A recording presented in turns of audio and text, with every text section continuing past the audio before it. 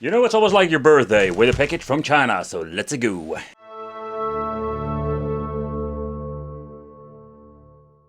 The Gamebox is one of those products I'm thinking, what were they actually thinking at all when releasing something like this? This is a hybrid device that can play 8-bit but also 16-bit related video game systems. Yeah, the Super Mini HD Gamebox comes also with 2.4 GHz wireless controllers, so there is no input lag when it comes to the connectivity with the controllers and the dongle itself. So the original box that came with this thing is absolutely weird, saying that it comes with a professional game chip. That is one of those marketing things they're doing nowadays. The professional game chip is actually like one of the key features that they are like claiming to be. But I can tell you, it's nothing to do when it comes to an overall gaming professional chip. I already mentioned before that this thing comes with an interesting case design. It's absolutely the weirdest case design with a car key thing. Like, what were they thinking? That makes no sense. And why did they even did something like this? Is this something they just grabbed from the shelf and created? But it gets really hot by actually using it for, let's say, an hour or so. But let's talk about the game chip. So they're using these very strange monkey thing chips in the inside. And the monkey chip is absolutely one of those chipsets that I have seen many times before. Yep, this is a chipset that we find in the early models of the plug-and-play Sega models. The Monkey King, yeah. Man, that's kind of interesting, but also sad at the same time, because there seems to be that there's nothing professional about it, and we're still going to get ourselves the same shenanigans that we have with the previous game boxes. And also that gets really hot, and there is no cooling whatsoever, not even like a tiny piece of, let's say, passive metal, nothing at all. Production date, this thing has been produced brand new. You can see over here that this thing is already a couple of years old, but this is not like a device that is, let's say, 5 or 7 years old as making this video. Nevertheless, it's quite an interesting story.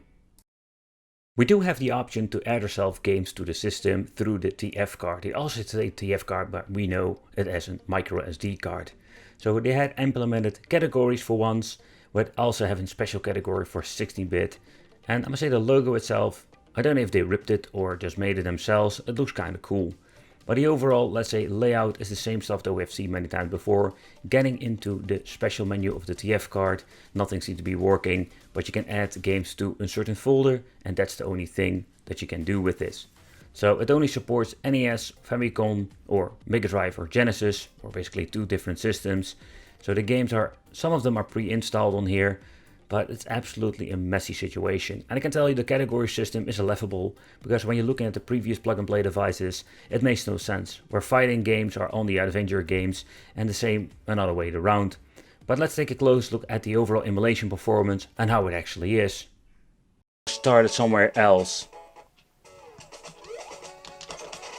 So what I can hear is like all the sound effects are here. I find it kind of funny that they added a rewind button, even that it doesn't work that great in my opinion. Let's see, let's press it again.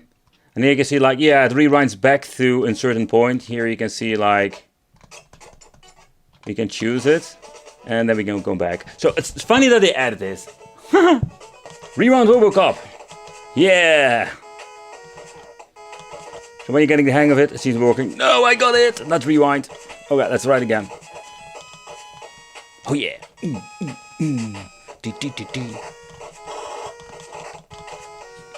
But okay, so that's the case with 8-bit stuff. So let's go to the 16-bit stuff. I don't know if the camera picks it up, but you can see like the image is really choppy. You can even see some weird screen tearing going on.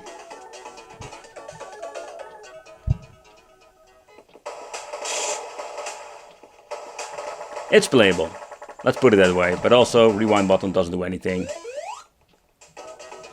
Feeling D-pad, it seems to be playing just fine. Oh man, it runs really choppy. It runs really bad. I personally don't get it. Like, some of these sticks are pretty damn good. Okay, can we rewind? Alright, so the rewind button doesn't even work for the freaking Sega. Oh man.